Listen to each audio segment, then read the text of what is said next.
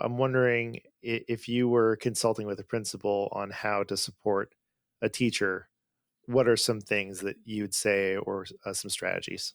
Okay, thank you. That's a great question. First of all, I want to be transparent. It wasn't until the last couple of years in my principal leadership that we introduced co teaching.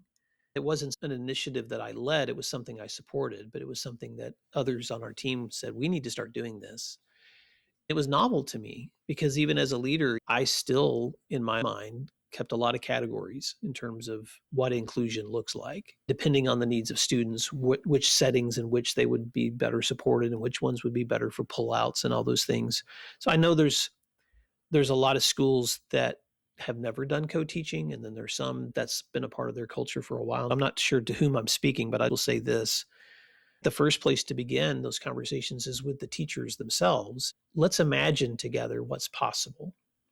If we have these students that we know have these needs, and we recognize that a general ed teacher has a specific certification skill area, and then you have a teacher with a special education skill area, let's imagine what that would look like if you could work together. Because for me, co teaching became one of the best solutions to that dilemma, which is being able to have teachers partner together to maintain the high expectations with standards and instruction in that content area, but to do it with those supports immediately available where you're already recognizing in advance who may need a little more enrichment, who may need some modification and accommodation. So if someone's never seen that modeled, I would just encourage you to identify a school where it's happening and go visit and just watch what co-teaching looks like, because being able to see it will stimulate your imagination. I'm going to take a co-teaching pair that I worked with back in my old school that I thought worked together really beautifully.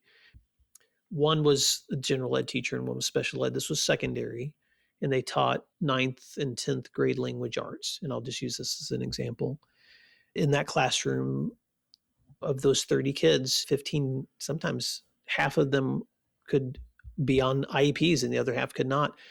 But they actually took turns in delivering direct instruction, depending on what the unit was, what they were working through, while the other could support that work or follow up or make sure they were touching base with individual students as the instruction was happening. Or if they put them into small groups, then they could both float between tables and groups and give feedback to those students. It was a beautiful partnership because it wasn't just the special education teachers present to support the general ed teacher. It was quality instruction happening from both teachers in the places where they could provide the most input to those students. They were giving the opportunity for both general ed students who deserved high standards in content instruction, but also their special education students who also deserved high standards in that content. That content in a setting where anyone who needed additional support was getting it right then. It was helpful for me as a leader to watch those teachers sit down together and imagine what that would look like. We started small, just a couple of classes. I think we began with just one co-teaching group, and the next year we expanded it. And each year we began to pair more teachers up for that kind of work together.